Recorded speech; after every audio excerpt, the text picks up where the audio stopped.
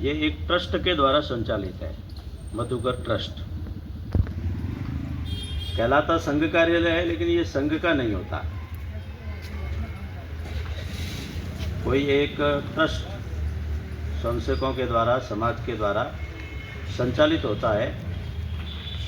तो ट्रस्ट का भवन और उसके साथ में सेवा कार्य, तो जहाँ जहाँ भी हमारे इस प्रकार के कार्यालय चलते हैं उन सब में और अनिवार्य रूप से कुछ न कुछ सेवा कार्य भी चलने चाहिए।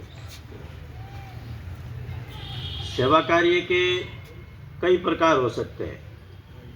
तो कुछ ऐसे कार्य होते हैं जो स्थायी प्रकल्प के रूप में, जैसा आज जिसका एक शुभारंभ हुआ है। कुछ अस्थायी चलते हैं, जैसे चिकित्सा जांच केंद्र चला दिया, कोई स्थापित किया, शिविर लगाया, रक्तदान के लिए कोई शिविर लगाया, और अन्य सेवा संस्थाओं के साथ में मिलकर के जहाँ पर चिकित्सा नहीं पहुँचती है, अर्थात जहाँ चिकित्सा का अभाव रहता है, ऐसी जो अपनी यहाँ बस्तियाँ होती है, हम संघ की भाषा में उसको सेवा बस्ती कहते हैं। हम कच्ची बस्ती नहीं कहते, पिछड़ी बस्ती नहीं कहते। सेवा बस्ती इसलिए कहते हैं कि वहाँ पर सेवा की आवश्यकता है। और जब अब उसमें कोई भी बिरादरी का व्यक्ति हो सकता है, वहाँ रहने वाले लोग हो सकते हैं। विशेष करके हम सब देखते हैं कि जब नगरों का विकास होता है तो नगरों के आसपास जितनी भी प्रकार की कॉलोनीज है वो विकसित होती है।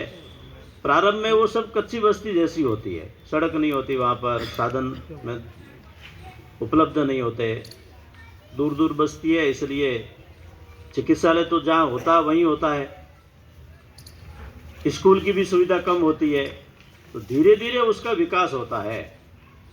तो उस विकास के साथ में वहाँ पर निजी सुविधाएं भी बढ़ती है, लेकिन जो शासकीय सुविधा है वो सीमित होती है।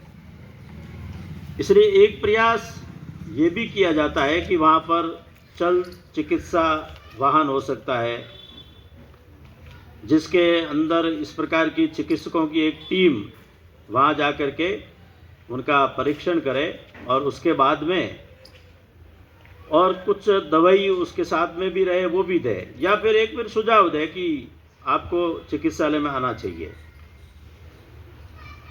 तो ऐसे बस्ती में जाकर के भी जागरूकता करना और चिकित्सा भी देना, एक ये भी प्रकार चलता है।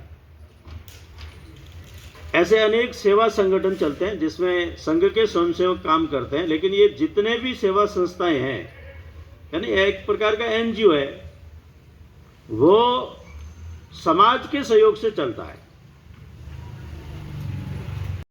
हाँ, ये कहीं पर भी जाकर के काम खड़ा कर सकते हैं। यानी संगठन चलाना यदि सीखना है तो थोड़ा संघ वालों में घुस जाओ,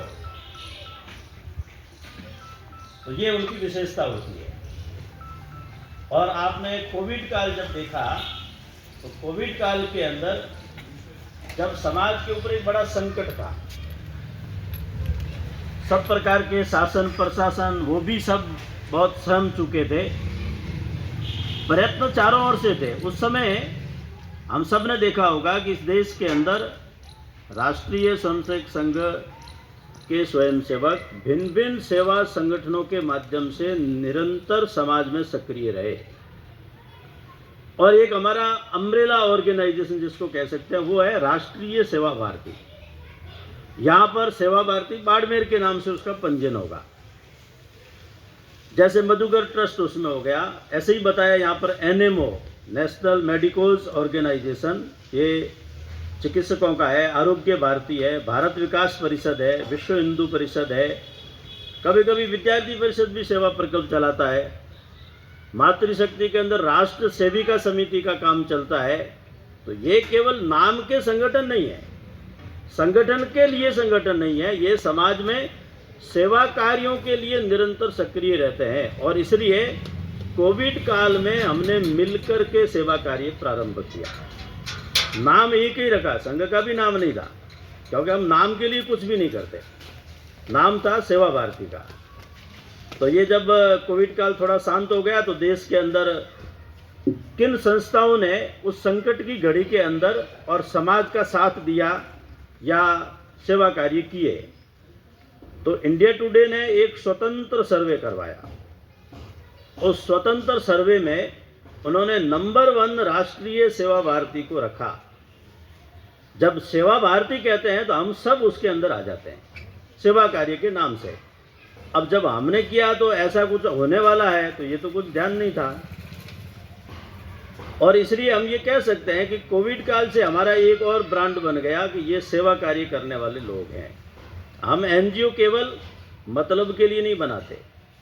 एनजीओ केवल प्रचार प्रसार, व्यक्तिगत पद प्रतिष्ठा या कुछ कमाने के लिए नहीं बनाते। हमारे जितने भी संगठन है, एनजीओ है, वो सब समाज के अंदर सेवा कार्य करते हैं और वैसी उनकी उस दृष्टि से एक प्रतिष्ठा भी है। अब हम इतना करते हैं तो समाज देता है। समाज क्यों देता है? तो देता है इसलिए है कि उनको विश्वास है कि यहां जो देंगे वो पाई पाई का हिसाब रहेगा, उसका पूर्णतया सदुपयोग होगा। हमारे यहाँ के माननीय संघ चालक रहे पुखराज जी गुप्ता, मैं भी यहाँ, मेरा बताया कि मैं भी लंबे समय रहा हूँ। लंबे समय रहा नहीं तो अभी मैं पिछले 30-35 साल से बाड़मेर को जानता हूँ। तो ऐसे ही पूरे देश भर में अनेक आपदाएं विपदाएं, कभी बाढ़, कहीं भूकंप, जहाँ कहीं भी आता था तो पूरे देश भर में एक संग्रह होता था और संग्रह होकर के वो राशि हम बाहर भेजते थे। यानी जहाँ पर भी होता था, तो उस समय सेवा भारती वगैरह का गठन नहीं हुआ, उससे पहले ही करते आ रहे हैं। सेवा भारती तो डॉक्टर हेडगेवार जो संघ के संस्थापक थे, उनके शताब्दी वर्ष में हमने 89-90 के अंदर प्रारंभ किया। सेवा क्षेत्र के अंदर काम शुरू हुआ हमारा, जो एक व्यवस्थित तरीके से तंत्र के साथ में शुरू किया, मैकेनिज्म। लेकिन जब वो उस समय सारे जो ये सेवा कार्य उस काल के प्रारंभ हुए, तो इसका मतलब ये नहीं था कि उससे पहले हम सेवा कार्य नहीं करते थे, तो उससे पहले भी करते थे। और कोविड काल में जब बड़ा ये सेवा कार्य का एक सहभाग जब बढ़ा, तो एक विचार हमको करना चाहिए कि समाज में ऐसी कितनी संस्थाएं हैं जो करती है, समाज उनको देता भी है। मैं जनजाति क्षेत्र को बहुत अच्छे से जानता हूँ। मेरा उदयपुर, डूंगरपुर, बांसवाड़ा, तो ट्राइबल के अंदर खूब प्रवास होता है। आप देखेंगे कि जब अपने यहाँ पर अंग्रेजों की सत्ता आई थी, 1857 का स्वातंत्र्य समर आप पढ़ लेना, उसके अंदर ये वर्णन आता है कि अंग्रेजों ने सेना के बड़े बड़े पदों पर अनेक पादरियों को बिठाया। तो सेना से लेकर के समाज के निर्धन तबके तक उन्होंने धर्मांतरण का काम किया। आज आप जाकर के